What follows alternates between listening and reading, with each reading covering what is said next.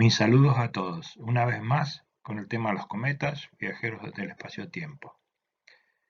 Vamos a entrar en una quinta parte que habla sobre el aporte científico que realiza el amateur con su observación visual. La magnitud visual observada de los cometas genera una línea de trabajo científico que detallaremos en grandes rasgos. Ahora recordaremos algunos conceptos. La nebulosa protoplanetaria o solar fue capaz de retener muchas moléculas volátiles, como ser agua, monóxido de carbono, dióxido de carbono, metano, nitrógeno diatómico, los cuales condensaron para formar mantos de hielos en torno a esos granos interestelares que dieron formación a la nebulosa. Cuando un cometa se aproxima al Sol, la radiación solar calienta su superficie, causando la sublimación de estos hielos de volátiles mencionados. La sublimación era el paso del estado sólido de hielo a gaseoso. Al escapar, los gases ionizados arrastran consigo las partículas de polvo presentando y produciendo la formación de la coma o atmósfera cometaria, podríamos también llamarla, por la continua acumulación, llenando esa envoltura que es presionada por el viento solar y luego alimentar la cola a través del tiempo. Determinación de la magnitud absoluta. Proceso que se llama normalmente de reducción de datos. La fórmula de brillo de un cometa está definida por la siguiente ecuación. H, de una vieja ecuación de la fotometría cometaria, que se llamaba H10, y que corresponde a un parámetro de producción igual a 4. Entonces, la magnitud del, del cometa es igual a la magnitud absoluta del cometa a una distancia astronómica del Sol simultáneamente a una unidad astronómica de la Tierra, más 5 multiplicado por el logaritmo de delta. Recordamos que delta es la distancia de la Tierra al cometa, más 5.5 por n, por este parámetro, que normalmente es 4, pero que hay que medir en cada caso, y el logaritmo de r. R recordamos que es la distancia del cometa al Sol, o del Sol al cometa. Para reducir la magnitud observada, que normalmente la llamamos M1, hay que restarle la componente de la distancia a la Tierra, que es una variable. Y a medida que va transcurriendo el Sol, las posiciones y la geometría que va tomando el cometa en relación no tan solo al Sol, sino que lo que más importante y lo que más influye es con relación a la Tierra.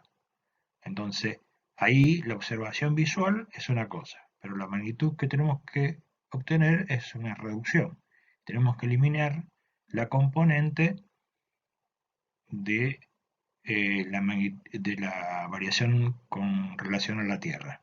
Por lo tanto, aquí abajo, en amarillo, tenemos m sub h es igual, es decir, la magnitud heliocéntrica es igual a la magnitud visual m sub b menos el 5 veces el logaritmo de delta, la distancia que hay entre la Tierra y el cometa. De esa manera podemos a cada observación reducirla a la expresión y el valor que toma la magnitud heliocéntrica. Aquí tenemos un gráfico, justamente, no es un gráfico tradicional, donde se compara la magnitud observada en la vertical, sino que en este caso va ya reducida, se expresa como heliomagnitud o magnitud heliocéntrica. Al pie tenemos, en vez de tener la fecha, los días antes o después del periodo, tenemos la distancia R, que es la distancia de cometa al Sol.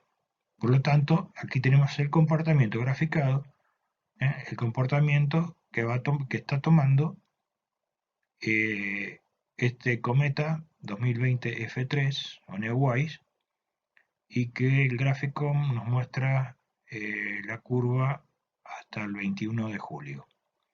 Vemos por ahora que tiene una curva y se sostiene una curva que es simétrica, tanto el primer tramo hasta el perihelio, que el perihelio está representado por la línea vertical celeste con pequeños tramos transversales en el centro de la imagen, y el primer tramo tiene la misma forma, la curva, que en la salida. Aquí debajo está mostrado los datos que tiene esa curva que se llama curva fotométrica. Entonces muestra la magnitud M1 reducida justamente y aplicada sobre este caso en particular, donde da un H0 que es igual a 6.7. Lo tenemos aquí arriba, a la derecha. H sub 0 es igual a 6,7. Bueno, tenemos luego al final 11,75, que sería 2 por n, perdón, 2,5 por n, lo que nos da 11,75. 11,75 lo dividimos por 2,5, por lo tanto nos da un n equivalente en este caso particular del cometa Neowise de 4,7. Es decir, apenas está un poco por encima de la normal, que es 4. Y aparte podemos obtener otro dato, que se da el máximo de brillo y de actividad justamente en el perihelio. Por lo tanto, T es igual a 0, al día 0. Es decir, es coincidente. Esto no siempre ocurre, digamos así.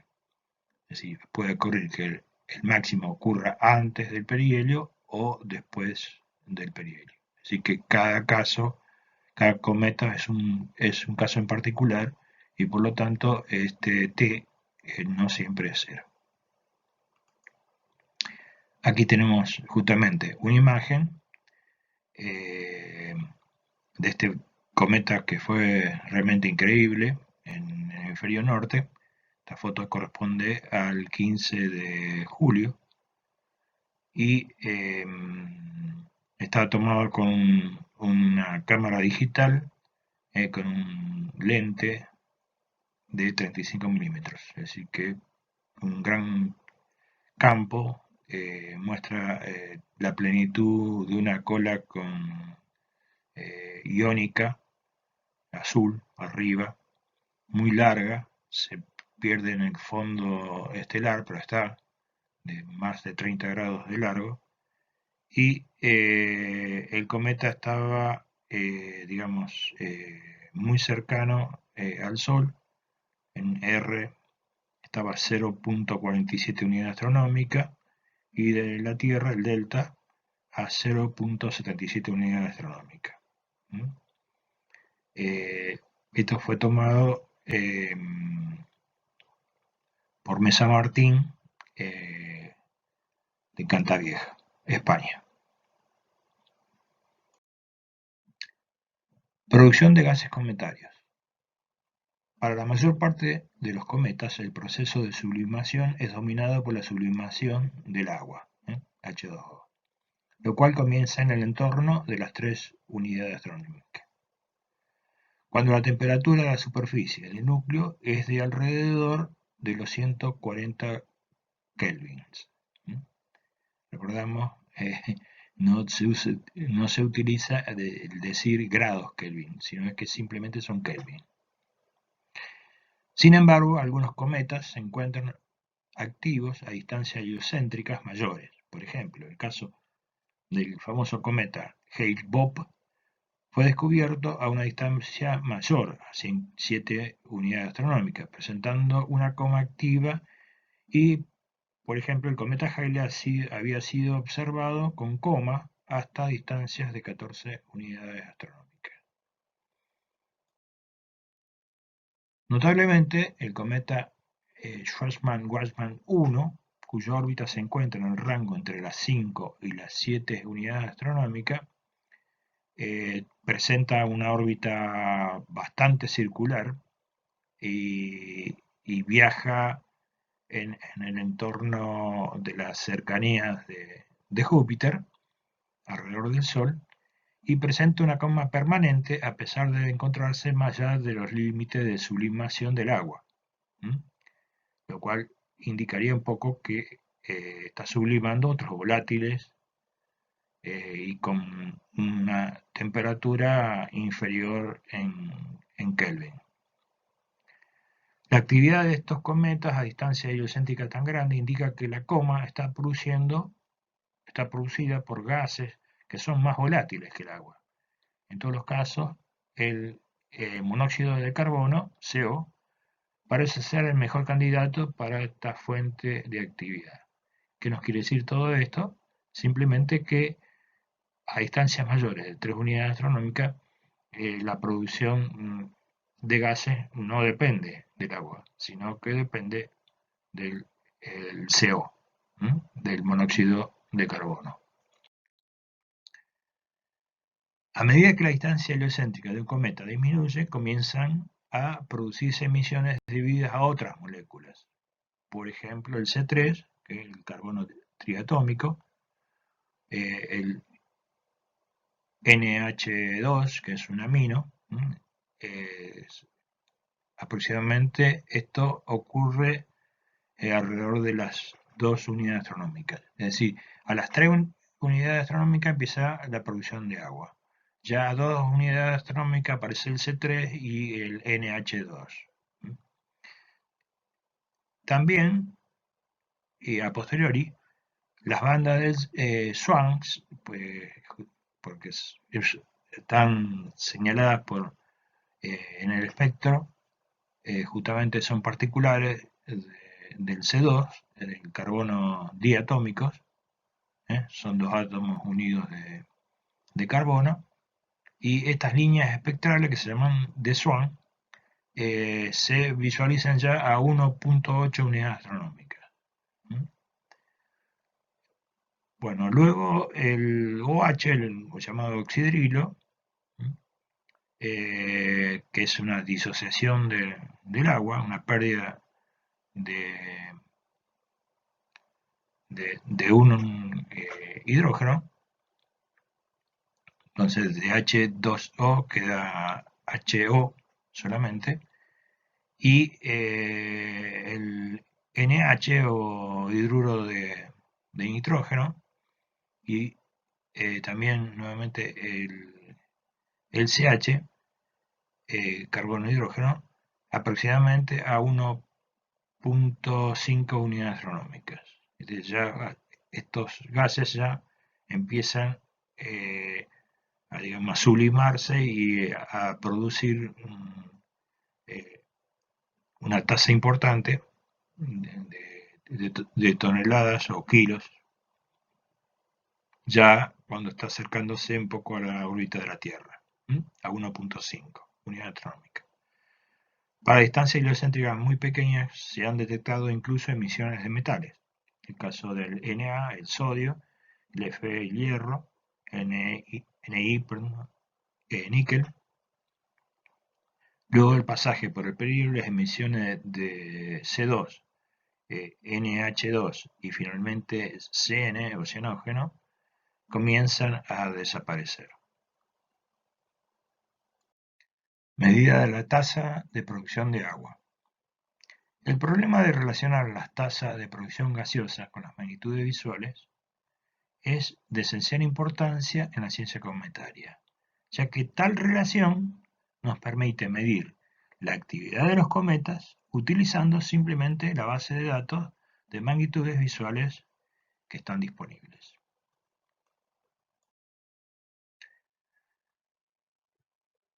La disociación del agua produce el famoso radical oxidrilo, OH, cuya presencia es detectada por los radiotelescopios. A través de los trabajos de investigación de ya hace unas cuantas décadas,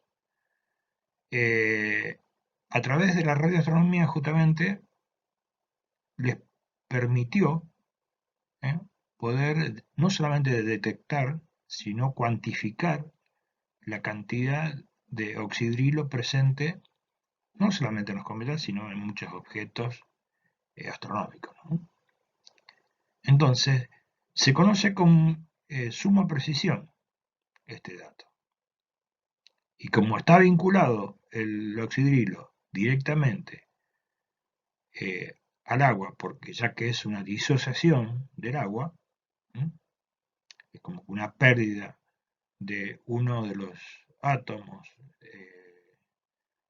de hidrógeno, de dos átomos, H2O, de dos átomos, pierde uno, y queda justamente este radical. Del análisis de su espectro puede obtenerse las tasas de producción de agua.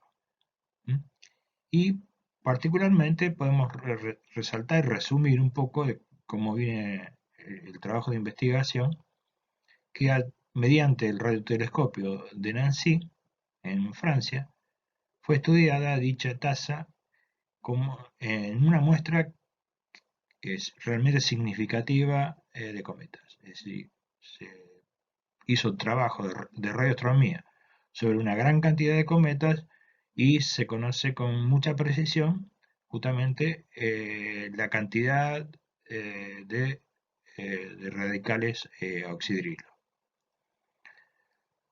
Entonces existe una correlación entre estos resultados y la base de datos de las magnitudes visuales acumuladas históricamente en el ICQ y bueno, hoy en día en otras bases de datos que incluye el de la Aliada, y han permitido deducirse la siguiente ley empírica, en el cual nos habla del logaritmo de Q, del agua, es decir, el logaritmo de la tasa de producción de agua, en los cuales influyen estos dos valores, una resta de dos valores, y la magnitud heliocéntrica.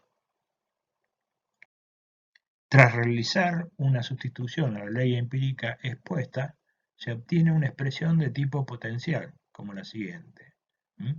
Ya quitamos el logaritmo, nos quedamos solamente con la tasa de agua, y en que la tasa de producción de agua está relacionada con la distancia heliocéntrica, a través de dos parámetros, el parámetro A y el parámetro B, dependiendo ambos de la magnitud absoluta, el H0, y el N, que es del dato de la tasa de producción. Característico de la actividad cometaria. El A está relacionado con la magnitud absoluta, con el H0, es decir, el brillo que tiene el cometa llevándolo a una unidad astronómica del Sol y simultáneamente también una unidad astronómica de la Tierra. ¿Sí?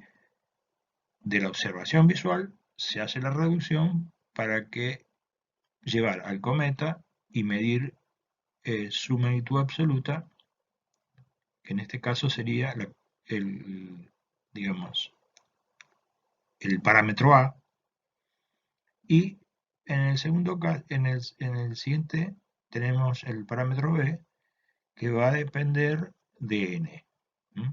Recuerden que cuando vimos la fórmula, al final de la fórmula estaba 2.5 por n,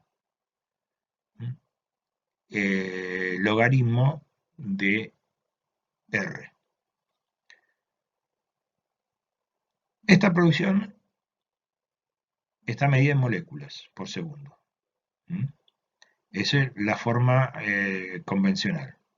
Es decir, la tasa de producción se mide en moléculas por segundo, pero como da números tremendamente grandes y mucho, es decir, cantidad de moléculas por segundo, a nosotros no nos dice demasiado, nos da un número realmente increíble, pero necesitamos de algún modo pasarlo a otra medida mucho más cercana y conocida para nosotros. Entonces, es muy simple, mediante un factor de conversión correspondiente lo podemos calcular como kilogramos por segundo o eventualmente cuando las cifras de kilogramos son bastante grandes, ya tenemos que hablar en toneladas por segundo. Es decir, este tipo de cometas como el actual, podemos hablar tranquilamente de alrededor de entre 80 y 90 toneladas por segundo de tasa de producción. Bien, aquí vemos dos formulitas. Aquí, digamos, está representando la cantidad de moléculas por segundo. En el primer caso, nos está hablando de que la tasa de producción del agua, en términos generales, está alrededor de los 0.8 por 10 a la 28 moléculas por segundo a la menos 1 y alrededor de 1.5 por 10 a la 28 moléculas por segundo a la menos 1. Es decir que hay una fluctuación y puede estar rondando entre los 0.8 y 1.5 por 10 a la 28 moléculas por segundo a la menos 1. En la fórmula de abajo es una ecuación que utilizan los profesionales y que, digamos, no es la idea desarrollarla, pero nos está hablando que la tasa de agua es igual a 555 por 10 a la 6 de la tasa del oxidrilo, que es medida fácilmente por radiotelescopio, de moléculas sobre segundo, y el segundo término 3 por 10 a la menos 26 de kilogramos sobre moléculas.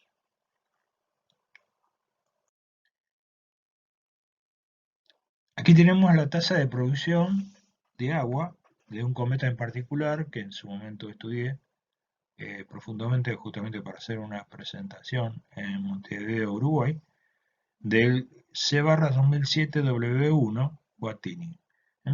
Aquí muestra esa tasa de producción del periodo observacional del 3 de febrero al 28 de noviembre de 2008 y vemos todos estos puntitos y representan esta gráfica, mide justamente el Q del agua en kilos por segundo versus el delta T de los días antes y después del perihelio en el centro, la zona central, en la vertical sobre delta T está el 0, quiere decir que ahí está el perihelio. Por lo tanto, vemos claramente que el máximo de la tasa de producción de agua, medidas por kilo por segundo, está por encima, ya cercana a los 2.400 kilos por segundo, en la parte superior del gráfico está desplazada hacia aproximadamente el delta 20, es decir, 20 días positivo, 20 días después del perihelio. Entonces aquí en forma práctica, ¿cómo se pueden reducir los datos? Ese trabajo lo puede hacer también un aficionado.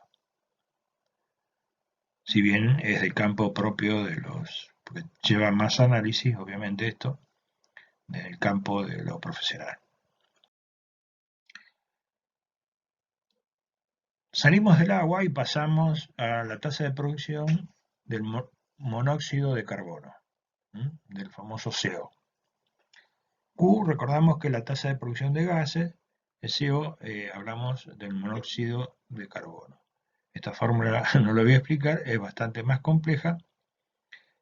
Ahí intervienen muchos otros factores que permiten, así como grafiqué, medí y se graficó el caso del Watini, lo podía haber hecho con el CO, pero ya costaba bastante, ya que los términos son bastante más complejos y me resultaba difícil, una cuestión personal, me costó bastante y no estaba muy seguro de hacer la reducción y por lo tanto no hago ninguna presentación al respecto, simplemente hago esta mención de que también se mide el monóxido de carbono y también eventualmente, no está acá en la presentación, podríamos medir el CO2, ¿no?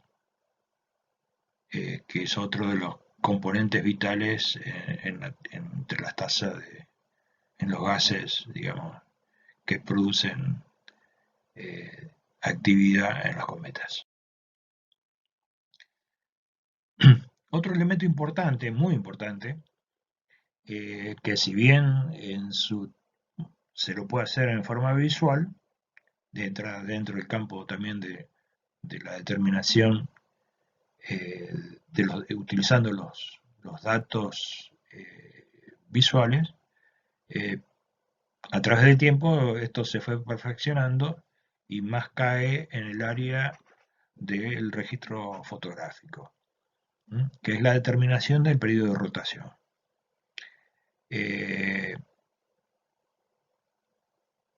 Lo que se realiza es la medición de la curva de luz llamada curva rotacional. Es decir, poder hacer tanto en video como en imágenes fotográficas o con un fotómetro fotoeléctrico o bien visualmente, registrar en función de la hora la magnitud observada. Porque la observación visual y el reporte de un cometa es un periodo generalmente de 5, 10, 15 minutos. Pero si nos tomáramos el trabajo de observar, obviamente va a depender de las condiciones geométricas que tengamos con el cometa. Si un cometa es de los que tenemos muchas horas visible, a veces ocurre que, como el Hyakutake, que lo podíamos observar de la salida por el horizonte este hasta la puesta, el amanecer, muchas horas, toda la noche. Entonces podríamos medir permanentemente, es decir, cada periodo, es decir, tantos minutos, hacer una estima y esa secuencia se grafica. Eso va a permitir realizar un gráfico que determina que en realidad no es una curva de luz, sino que es una curva rotacional. El tema es que en una noche no alcanza a armar toda la curva rotacional, sino que requiere de muchas noches de observación, de muchos datos o contribución colectiva entre varios observadores, en generar una línea de observación bastante larga para medir el tiempo de rotación. El tiempo de rotación se mide en horas. Y acá tenemos un ejemplo de los primeros cometas periódicos, del Halley, del Encke, del Tempel 1, del Holmes y del Borrelly. En la primera columna el P-ROT, que es cantidad de horas, después el APTB, que es la fluctuación, que hay el rango de variación en magnitud, y en la última columna que está en la referencia, los autores o el grupo de autores y la fecha del trabajo. Entonces el Halley muestra periodos, por ejemplo, de 53.96 y, por ejemplo, un segundo de Belton y otros, et al., y 52.8 de otro autor, uno en el 86, el primero, y el siguiente en el 89. Y así podríamos seguir como tienen distintos periodos para cada una de las mediciones. El Encke 15.08, 14.95, 15.21, bastante consistentes estas tres medidas, y evidentemente hubo un cambio porque a posteriori, 2003 y 2007, ya hubo un tiempo de rotación de 11.01 y 11.083. A medida que va pasando el tiempo también van mejorando las condiciones y los métodos y lo instrumental, lo cual hace que se pueda medir con mayor precisión. Pero también ocurre aceleraciones o desaceleraciones de la rotación de un cometa y ocurren estos cambios. Particularmente con el 67P, que lo visitó la Rosetta, se vio y ocurrió algo realmente increíble, insospechado, que en un momento se fue perdiendo la velocidad de rotación, como que se detuvo y después volvió a generarse rotación y aumentar progresivamente esa rotación.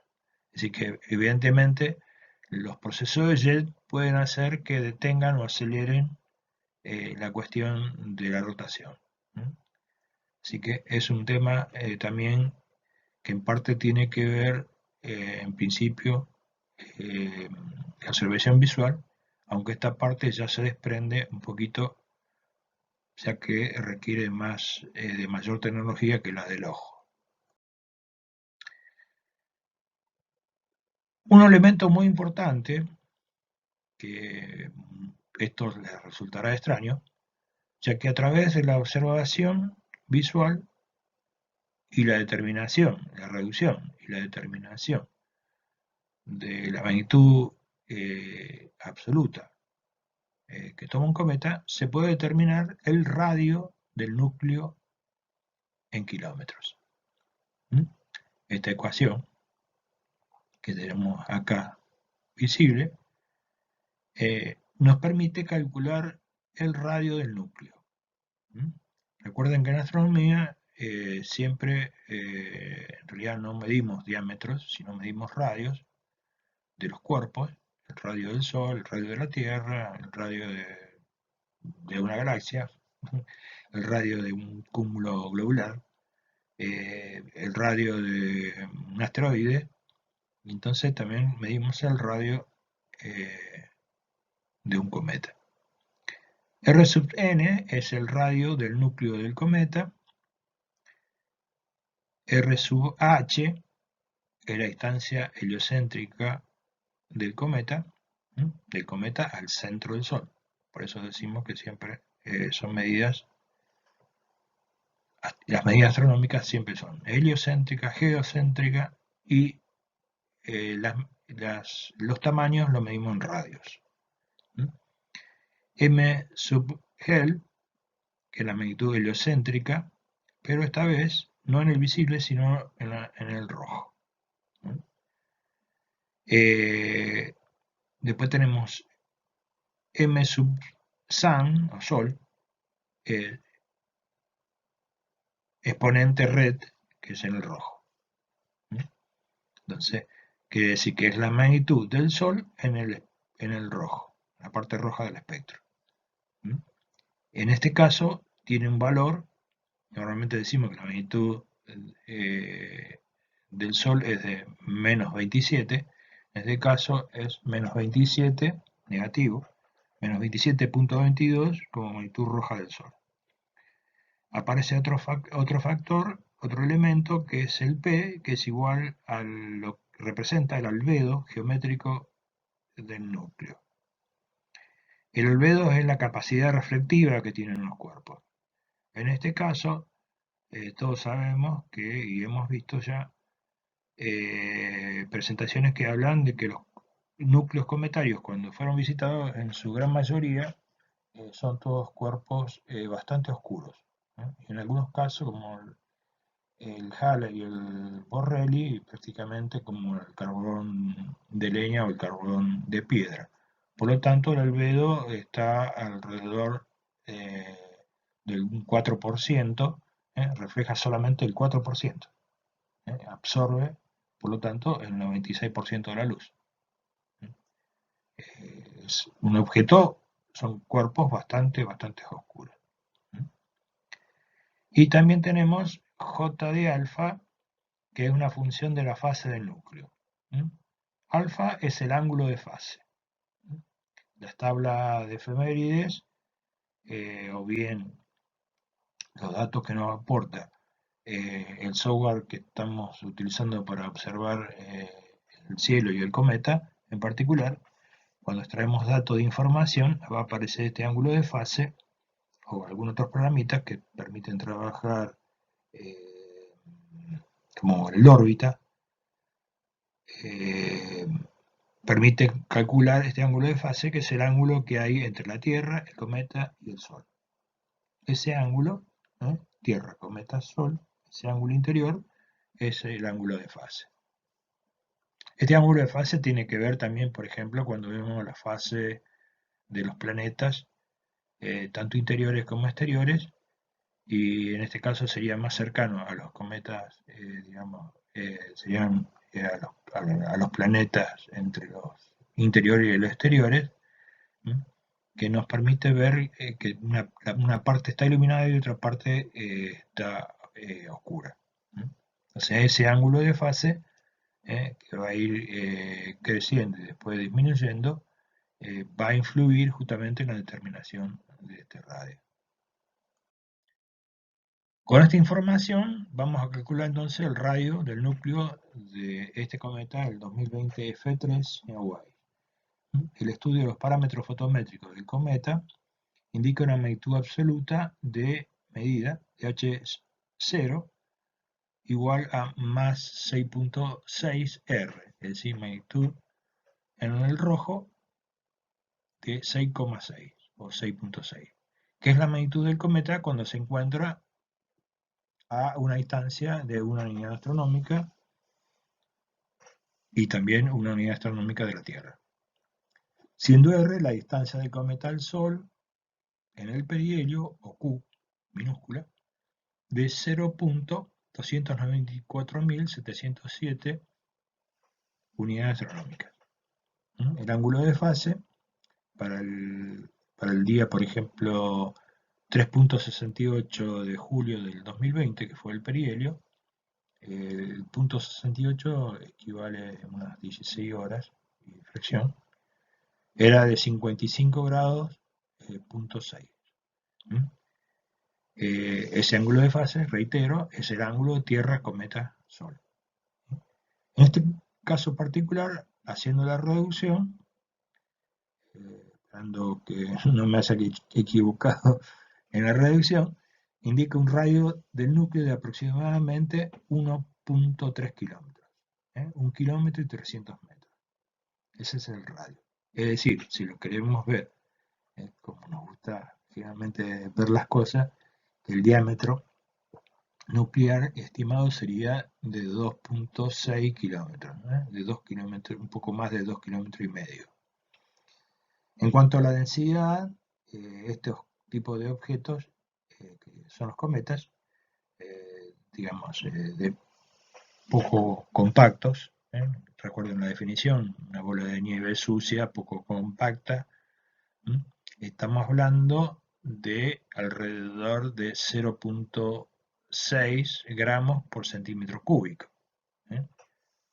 lo que significa que un centímetro cúbico es un cubito de 1 centímetro de lado, 1 por 1 por 1, que pesa exactamente medio gramo, reitero, o 0,6 gramos, y que nos muestra un objeto totalmente de muy baja densidad y demuestra su alta porosidad. Por aquí tenemos el camino para derivar finalmente en la masa total del núcleo, cosa que no vamos a hacer.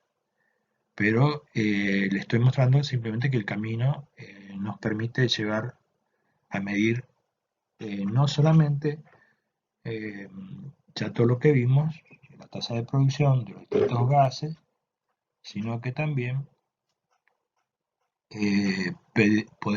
podemos medir el radio del núcleo y también la masa del núcleo del cometa. Bueno, espero que les haya gustado y bueno, mil gracias por vuestra participación.